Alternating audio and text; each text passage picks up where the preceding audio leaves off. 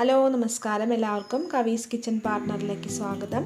ഇന്നത്തെ നമ്മുടെ റെസിപ്പി ഒരു മീൻകറിയാണ്. അതായത് കോവയ്ക്ക വെച്ചിട്ട് ഒരു മീൻകറി, കോവയ്ക്ക മീൻകറി. അതിനായിട്ടുള്ള ഇൻഗ്രീഡിയൻസ് കോവയ്ക്ക തന്നെ, സ്പെഷ്യലായിട്ട് കോവയ്ക്ക ഒരു 10 കോവയ്ക്ക നല്ല കനം കുറച്ച് അരിഞ്ഞെടുക്കണേ. അതുപോലെ തന്നെ അരമുറി നാളികേരത്തിൽ ഒരു ഗ്ലാസ് വെള്ളം ചേർത്തിട്ട് അതിൻ്റെ പാലെടുത്തിട്ടുണ്ട്. നല്ല കട്ടി പാലായിരിക്കണം കേട്ടോ. അതുപോലെ ഒരു പൂള് മാങ്ങ ചെറുതായിട്ട് അരിഞ്ഞത്, കനം കുറച്ച് അരിഞ്ഞത്. പിന്നെ ഇതിലേക്ക് കണ്ടില്ലേ, ഒരു 4 പച്ചമുളകും അതുപോലെ തന്നെ ചെറിയ കഷ്ണം ഇഞ്ചിയാണ് ഞാൻ ചതച്ചെടുത്തിരിക്കുന്നത് കേട്ടോ. പച്ചമുളക് കീറിയിട്ടതാണ്. ചെറിയ ഒരു തക്കാളി നല്ല കനം കുറച്ച് അരിഞ്ഞത്. പിന്നെ ഒരു സബോളയുടെ പകുതി ഇല്ല, 1/4 ഭാഗത്തോളം കനം കുറച്ച് അരിഞ്ഞത്. വളരെ കുറച്ചെടുക്കേണ്ട ആവശ്യമുള്ളൂ. പിന്നെ ഒരു ചെറിയ കഷ്ണം കുടംപുളി എടുത്തിട്ടുണ്ട് കേട്ടോ. മാങ്ങയുടെ ഒപ്പം തന്നെ കുടംപുളിയുടെ ടേസ്റ്റ് കൂടി ഇറങ്ങുമ്പോൾ ഭയങ്കര നല്ല ടേസ്റ്റ് ആയിരിക്കും. അപ്പം നമുക്ക് ഇത് വെച്ചിട്ട് എങ്ങനെയാണ് കോവയ്ക്ക മീൻകറി ഉണ്ടാക്കുന്നതെന്ന് നോക്കാം. കോവയ്ക്ക വെച്ചിട്ട് നമ്മൾ മീൻകറി ഉണ്ടാക്കുമ്പോൾ ആദ്യം തന്നെ നമ്മൾ ചെയ്യേണ്ടത് ഈ കോവയ്ക്ക ഒന്ന് ഫ്രൈ ചെയ്തെടുക്കണം. കുറച്ച് ഓയിലോ അല്ലെങ്കിൽ വെളിച്ചെണ്ണയോ ഉപയോഗിച്ചിട്ട് ഒന്ന് ഫ്രൈ ചെയ്തെടുത്തിട്ട് വേണം കറി വയ്ക്കാൻ കേട്ടോ. അത് പ്രത്യേകം ശ്രദ്ധിക്കണം. പാൻ വെച്ച് ചൂടായിട്ടുണ്ട് കേട്ടോ. നമുക്ക് കോവയ്ക്ക വറുത്തെടുക്കണമല്ലോ. അപ്പോൾ അതിന് ഒരു സ്പൂൺ ഓയിൽ ഒഴിച്ചു കൊടുത്താൽ മതി കേട്ടോ. അധികം വേണ്ട. ഒരു ടേബിൾ സ്പൂൺ ഓയിൽ ഒഴിച്ചു കൊടുക്കുക. വെളിച്ചെണ്ണയാണ് ഞാൻ ഒഴിച്ചിരിക്കുന്നത്. വെളിച്ചെണ്ണ ചൂടായി വരുമ്പോൾ നമുക്ക് കോവയ്ക്ക ഇട്ട് കൊടുക്കാം.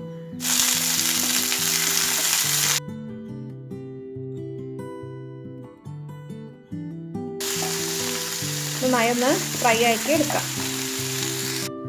അതേ പാനിൽ തന്നെ നമ്മൾ കുറച്ചുകൂടി വെളിച്ചെണ്ണ ഒഴിച്ചു കൊടുക്കുകയാണ്.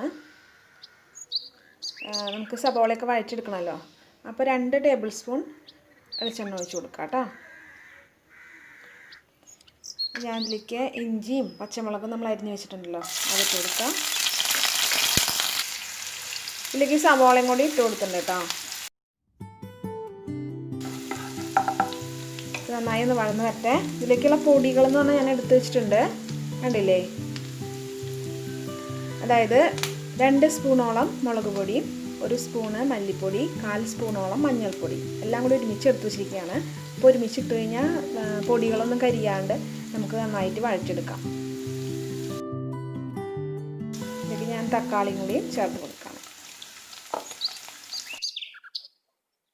തക്കാളി നന്നായിട്ട് വഴന്ന് വന്നിട്ടുണ്ട്. നമുക്കിനി പൊടികൾ ചേർക്കാം. ഇതിലേക്ക് പൊടി ചേർത്ത് കൊടുക്കാം.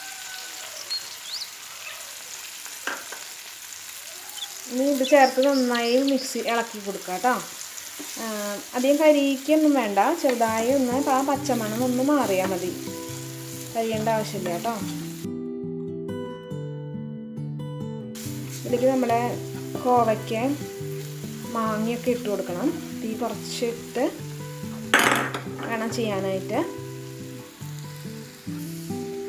ഇതിലേക്ക് ഞാൻ കോവയ്ക്ക് ഇട്ട് കൊടുത്തിട്ടുണ്ട് കേട്ടോ. കോവയ്ക്കും അതുപോലെ തന്നെ ഉപ്പും ചേർത്ത് കൊടുത്തിട്ട്, കോവയ്ക്ക് ഉപ്പും ചേർത്ത് കൊടുത്ത ശേഷം നന്നായി ഇളക്കി കൊടുക്കണം. കണ്ടത് പാകത്തിനായിട്ടുണ്ട്. നമുക്ക് ഇതിലേക്ക് കുറച്ച് വെള്ളം കൂടി ചേർത്ത് കൊടുക്കാം. കുറച്ച് വെള്ളം, നമുക്ക് എത്ര ഗ്രേവി വേണം നോക്കിയിട്ട് ചേർത്ത് കൊടുക്കാം കേട്ടോ. ഇത് തിളച്ച് വരുന്നുണ്ട് കേട്ടോ. അപ്പോൾ അതിലേക്ക് മാങ്ങ ഇട്ട് കൊടുക്കാം. നമ്മൾ എടുത്ത് വെച്ചിരിക്കുന്ന മാങ്ങ ഉണ്ടല്ലോ, അതെടുത്ത് ഇട്ട് കൊടുക്കാം. അതുപോലെ തന്നെ കുടംപുളി ഇട്ട് കൊടുക്കാം. അത് ഞാൻ ചീന്തിയിട്ടാണ് അങ്ങനെ ഇട്ട് കൊടുക്കുന്നത്. 2 പീസായി ചീന്തിയിട്ടാണ് ഇട്ട് കൊടുക്കുന്നത് കേട്ടോ. നന്നായി ഇളക്കി കൊടുക്കുക. കറി തിളച്ച് വരുന്നുണ്ട്. മാങ്ങയൊക്കെ കുറച്ച് വേവണം. അതിന് മുന്നേ നമ്മൾ എടുത്ത് വെച്ചിരിക്കുന്ന നാളികേരപ്പാലിൽ നിന്ന് കുറച്ച് ഇതിലൊഴിച്ച് കൊടുക്കാം. നമ്മൾ എടുത്ത് വെച്ചിട്ടുണ്ടല്ലോ നാളികേരപ്പാൽ, കട്ടിപ്പാൽ, അതിൽ നിന്ന് കുറച്ച് നമുക്ക് ഇതിലേക്ക് ഒന്ന് ഒഴിച്ച് കൊടുക്കാം. കുറച്ച് ഒഴിച്ച് കൊടുത്താൽ മതി. ഒന്ന് ഇളക്കി കൊടുക്കാം. പാലൊക്കെ ഒഴിച്ചിട്ട് ഉപ്പൊക്കെ പാകത്തിനാണെന്ന് നോക്കണം കേട്ടോ. ഈ കറി ഒന്ന് ചെറുതായി മാങ്ങയൊക്കെ, അതിലുള്ള മാങ്ങ ഉണ്ടല്ലോ, അതൊക്കെ നന്നായി വെന്ത് വറ്റി വരണം. കുറച്ച് ചെറുതായി കറി ഒന്ന് വറ്റി വരുമ്പോൾ നമുക്ക് നല്ല പാല്, നാളികേരപ്പാൽ മുഴുവനായിട്ട് ഒഴിച്ചു കൊടുക്കാം. നമ്മുടെ കറിയൊക്കെ കുറുകി വന്നിട്ടുണ്ട്, മാങ്ങയൊക്കെ വെന്തുണ്ട് കേട്ടോ. അപ്പോൾ നമുക്ക് ഇതിൽ നിന്ന് പുളിയും ഉപ്പൊക്കെ കറക്റ്റാണെന്ന് അറിഞ്ഞു കഴിഞ്ഞാൽ പിന്നെ നമുക്ക് ഈ കുടംപുളി ഉണ്ടല്ലോ, നമ്മൾ 2 കഷ്ണം പീസ് ഇട്ടത് ഇവിടെ തന്നെ ഉണ്ട്, അത് ഈ കറിയിൽ നിന്ന് മാറ്റി വെക്കാം കേട്ടോ. അപ്പോൾ ഇനി അതിരിക്കും തോറും ചിലപ്പോൾ പുളി ഇറങ്ങാൻ സാധ്യതയുണ്ട്. അപ്പോൾ നമുക്ക് ഈ കുടംപുളി ഒന്ന് മാറ്റിയെടുക്കാം. ഞാൻ കുടംപുളിയൊക്കെ മാറ്റി വെച്ചിട്ടുണ്ട്. ഇത് നന്നായി കുറുകി വന്നിട്ടുണ്ട്, കണ്ടില്ലേ, എണ്ണയൊക്കെ തെളിഞ്ഞു. അപ്പോൾ ഇതിലേക്ക് നമ്മുടെ 1-ാം പാല്, നല്ല പാലുണ്ടല്ലോ, കട്ടിപ്പാല്, അത് ഞാൻ ഒഴിക്കാൻ പോവാനേ. പാൽ ഒഴിച്ച് കൊടുത്തിട്ടുണ്ട് കേട്ടോ. ബാക്കിയുള്ള പാലുണ്ടല്ലോ അത് ഒഴിച്ച് കൊടുത്തിട്ടുണ്ട് കേട്ടോ. ഇത്ര തിളച്ചാൽ മതി കേട്ടോ. സ്റ്റവ് ഓഫ് ആക്കാം. ഞാനിതൊരു പാത്രത്തിലേക്ക് മാറ്റിയിട്ടുണ്ട് കേട്ടോ, കണ്ടില്ലേ. ഇനി നമുക്ക് സാധാരണ മീൻ കറിയൊക്കെ താളിക്കാറില്ലേ, ഉള്ളിയും അത് കറിവേപ്പിലൊക്കെ ഇട്ടിട്ട്, അതുപോലെ ഒന്ന് താളിച്ചെടുക്കണം. ഉള്ളി ഒന്ന് മൂത്ത് വന്നിട്ടുണ്ട് കേട്ടോ, ഒരു ബ്രൗൺ കളറായിട്ട് വന്നിട്ടുണ്ടല്ലോ. അപ്പോൾ നമുക്ക് തീ ഓഫാക്കാം.